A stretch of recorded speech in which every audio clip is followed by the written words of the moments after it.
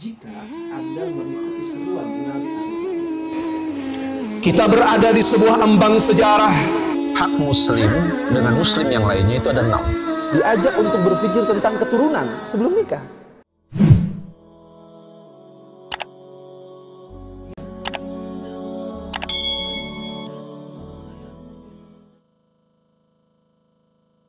Rahimakumullah. Ba'da bersyukur kepada Allah Jalla Jalaluh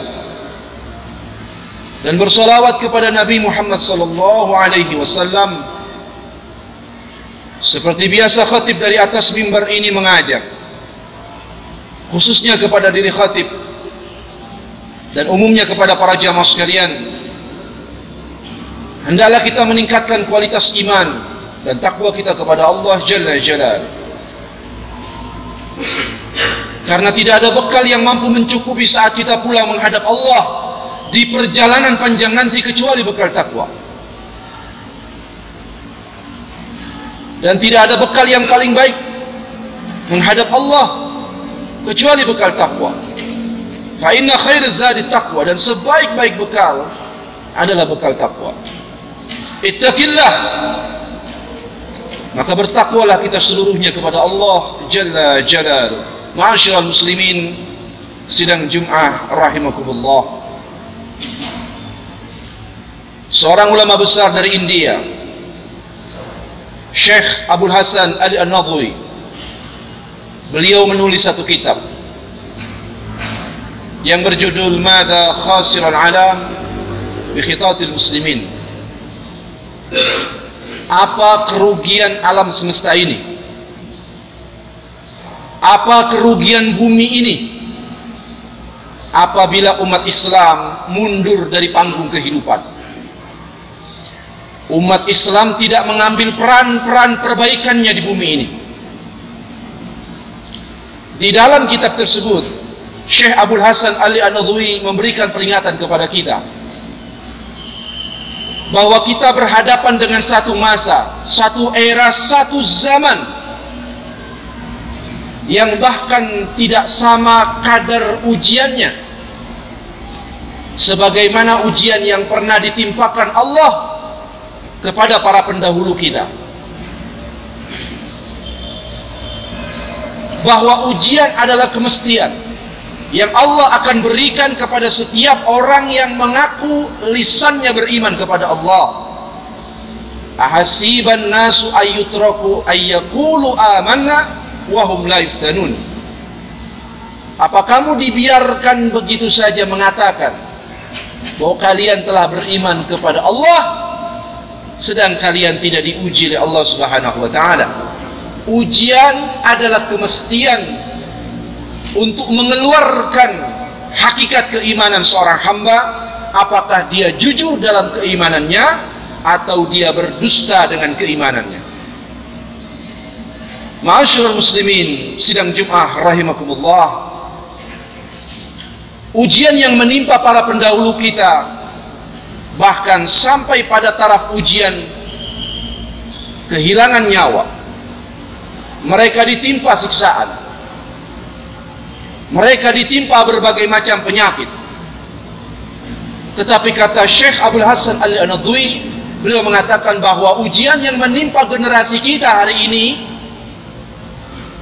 ujian yang bahkan beratnya luar biasa, adalah ketika iman mulai lepas dari dada kita, sedikit demi sedikit, sejengkal demi sejengkal, sehasta demi sehasta.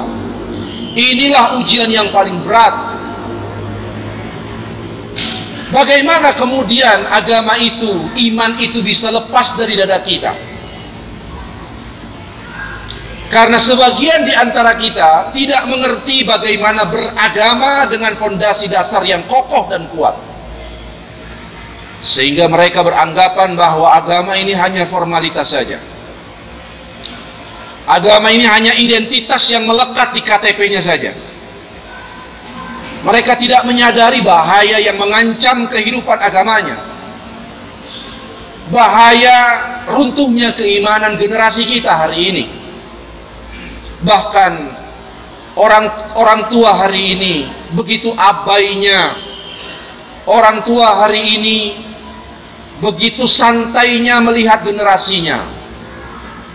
Bahkan orang tua yang lebih celaka memfasilitasi generasi ini agar cepat bobrok dan runtuh. Angkatan tahun 90, 80-an, mungkin mereka tidak mengenal yang namanya gadget, tidak mengenal bagaimana aplikasi-aplikasi yang bahkan bisa menyesatkan generasi kita. Tapi coba kita lihat generasi kita hari ini. Bahkan itu menjadi sebuah lifestyle, menjadi sebuah gaya hidup, menjadi sebuah tren, menjadi sebuah kebiasaan. Karena itu Allah Subhanahu wa taala memberikan peringatan khususnya kepada orang tua, kepada suami, dengan kalimat di dalam surah At-Tahrim ayat ke-6. Ya ayyuhalladzina amanu qu anfusakum wa ahlikum nar. Hai orang-orang yang beriman, selamatkan. Kalimat ku ini ketika kita membaca dalam teks terjemah, maka kita akan membayangkan menyelamatkan dalam konteks apapun yang bisa kita lakukan. Entah dia sudah berusia dewasa ataupun mungkin ketika melihat keburukan. Kataku ini sinonimnya ada kemiripan dengan kata takwa, wiqayah, waqawiqayah. Artinya adalah selamatkan, menjaga, jagalah pada sesuatu keburukan yang belum terjadi, atau dengan kata lain mengambil tindakan preventif kedua orang tua pada anak-anaknya, istrinya dan keluarganya. Qu anfusakum wa ahlikum nar. Selamatkan dirimu, selamatkan keluargamu dari siksa api neraka jahanam.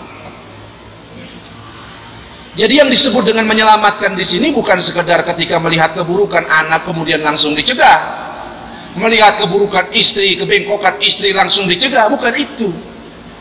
Sebab kata waqawiqaya itu maknanya adalah melakukan satu tindakan sebelum terjadi keburukan. Artinya apa? Menyelamatkan anak kita, generasi kita dari kerusakan zaman hari ini diawali sejak dini. Menyelamatkan generasi kita bahkan di dalam kitab-kitab tarbiyatul aulad, pendidikan Islam yang ditulis oleh banyak para ulama. Mereka mengatakan bahwa menyelamatkan generasi itu diawali dari benarnya cara memilih pasangan hidup. Bukan sekedar cantik, bukan sekedar kaya, bukan hanya sekedar berkarir bagus di kantor dan perusahaannya. Tapi apakah pendamping kita itu mengenal agama dengan baik, mengerti bagaimana membangun fondasi agama di keluarga kita nanti setelah menikah? Itu yang disebut dengan qu anfusakum, selamatkan dirimu. Jadi bukan ketika melihat anak generasi kita mulai main tiktokan, generasi anak kita sudah mulai rusak dengan mabok-mabokan, tongkrong-tongkrong sampai pagi, mereka terjerembab dengan narkoba, obat-obatan keras, obat-obatan terlarang. Mereka berzina, mereka mengikuti gaya hidup orang-orang barat. Baru kemudian orang tua mencari cara bagaimana menyelamatkan keluarganya. Bukan itu konsep yang diinginkan Allah. Konsep yang diinginkan Allah adalah setiap diri menyadari betul bahwa dia adalah hamba Allah, menyadari betul bahwa imannya senantiasa bahkan dalam ancaman kebobrokan, kemunduran, dan itu yang lebih berbahaya. Sahabat mulia Ali bin Abi Thalib radhiyallahu an, seorang gudangnya ilmu, mengatakan mengenai ayat ini. Beliau mengatakan alimahum wa adabahum. Apa yang disebut dengan qu anfusakum wa ahlikum nar? Kata Imam Ali bin Abi Thalib, alimahum wa adabahum. Ajari mereka ilmu agama, wa adabahum, dan ajarkan mereka adab. Ini yang disebut dengan menyelamatkan. Betapa hari ini kemudian pelajaran akhlak, pelajaran adab itu bahkan di nomor sekian di sekolah-sekolah formal, di pendidikan-pendidikan, di kampus-kampus, di universitas, bahkan jadi nomor sekian.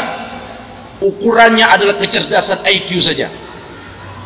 Ukurannya adalah kepandaian dia dalam menghitung matematika.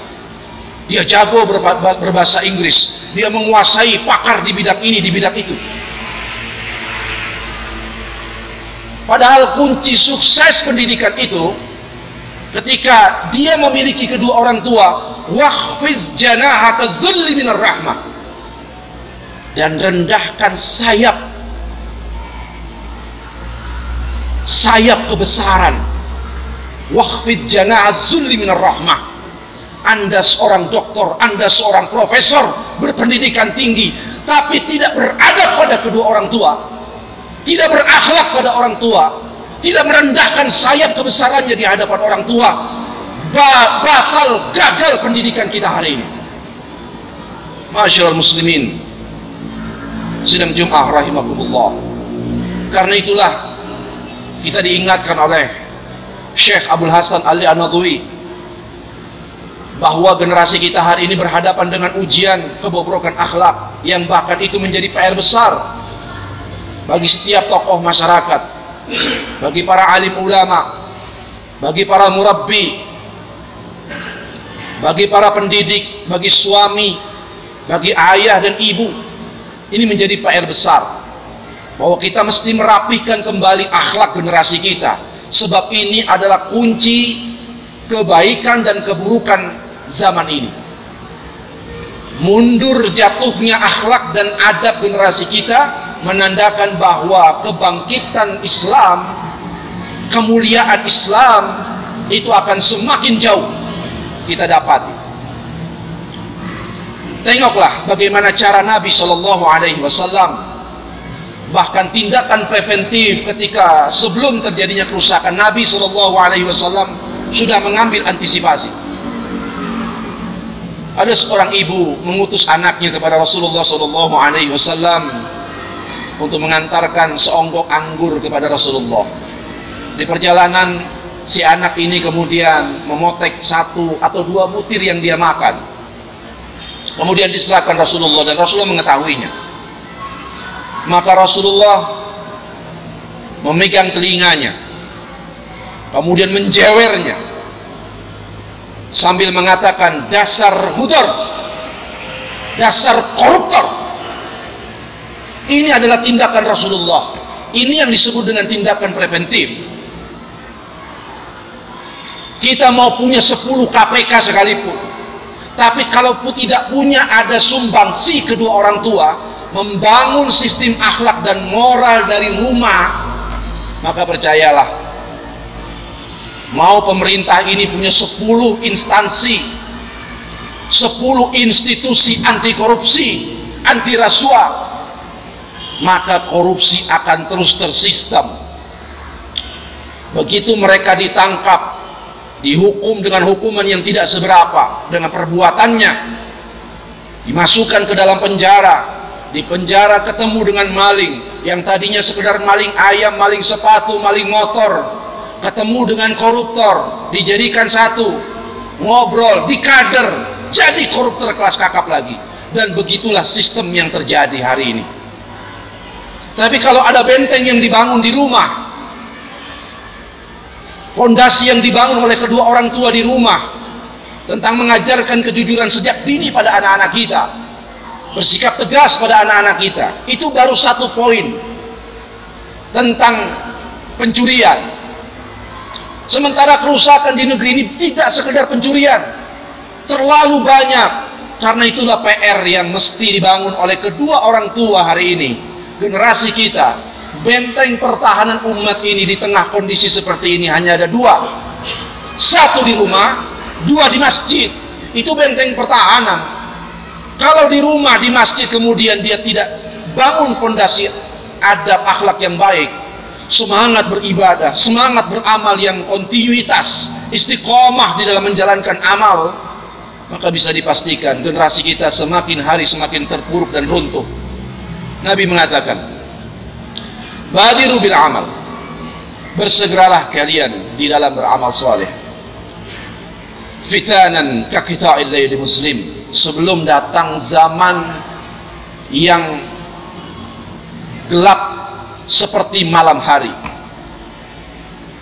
Zaman fitnah yang gelap seperti malam hari. Apa ciri-cirinya? Yusbihu rajulun mu'minan. Kamu lihat ada seorang laki-laki di pagi harinya dia beriman kepada Allah. Wa yumsi kafiran, sore dia sudah kafir. Au yumsi mu'minan wa yusbihu kafiran, sore dia beriman kepada Allah, pagi hari dia sudah kafir. Apa penyebabnya?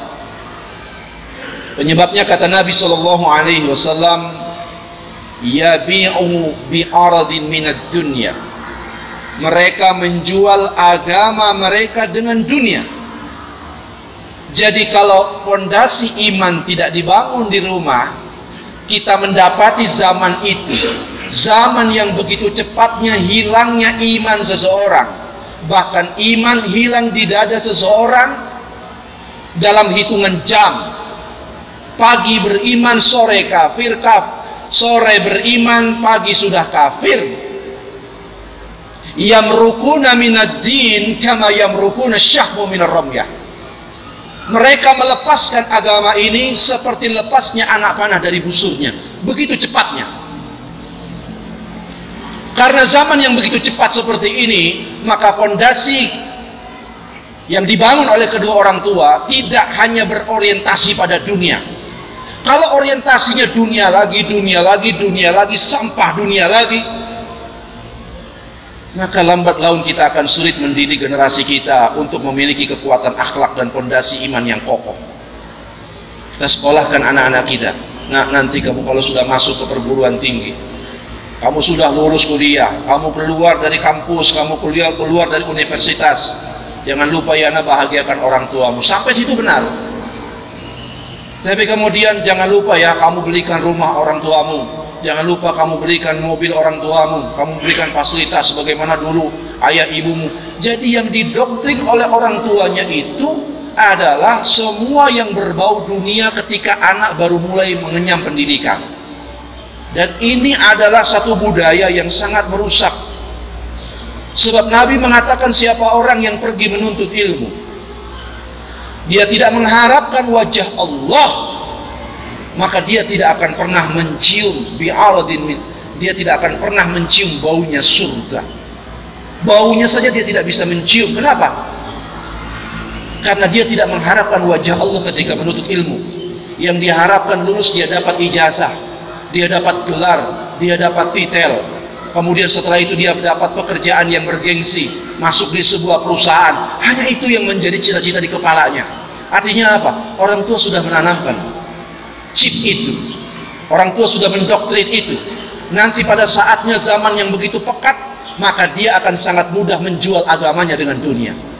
Barakallahu li wa lakum fil Qur'anil azim, wa nafa'ani wa iyyakum bima fihi minal ayati wa dzikril hakim, wa taqabbalallahu minni wa minkum tilawatahu innahu huwal ghafurur rahim.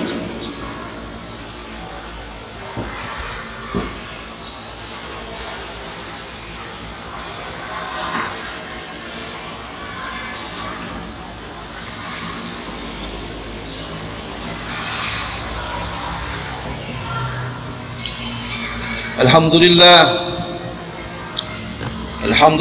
hamdan katsiran kama amar, irghaman liman jahada bihi wa kaffar.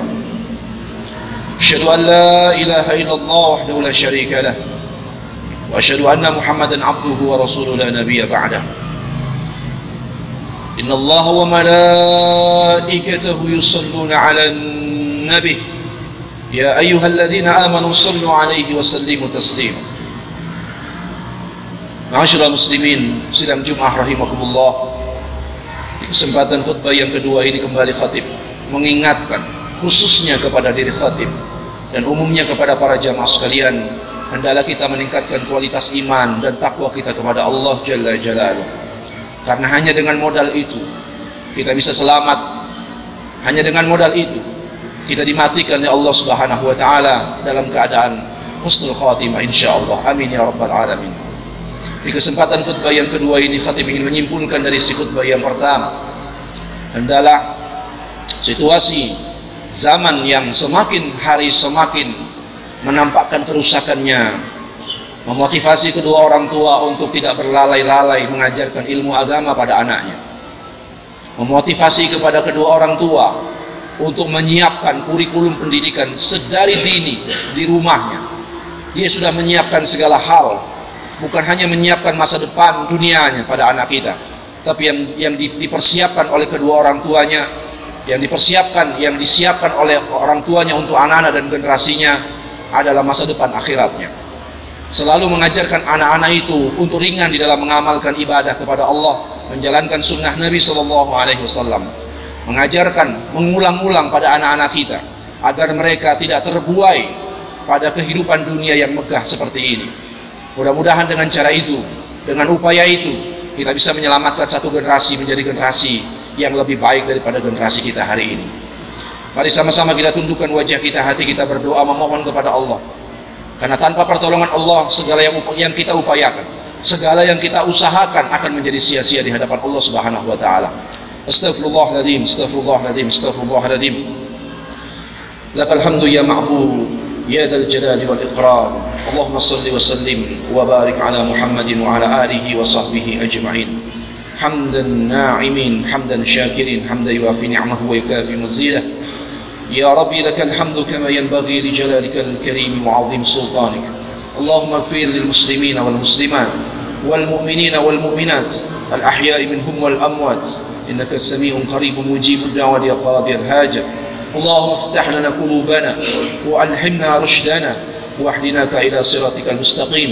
اللهم إنا نسألك علما نافعا وإيمانا ثابتا ويقينا راسخا وقلبا خاشعا ولسانا ذاكرا ورزقا حلالا طيبا وعملا صالحا متقبلا. ربنا أفرغ علينا الصبر وثبت أقدامنا وانصرنا على القوم الكافرين. ربنا آتنا في الدنيا حسنة وفي الآخرة حسنة وقنا عذاب النار. سبحان رب العزة عما يصفون والسلام على المرسلين والحمد لله رب العالمين. عباد الله، إن الله يأمر بالعدل والإحسان وإيتاء ذي القربى وينهى عن الفحشاء والمنكر والبغي يعظكم لعلكم تذكرون. فاذكروا الله يذكركم ولذكر الله أكبر. أقيموا الصلاة.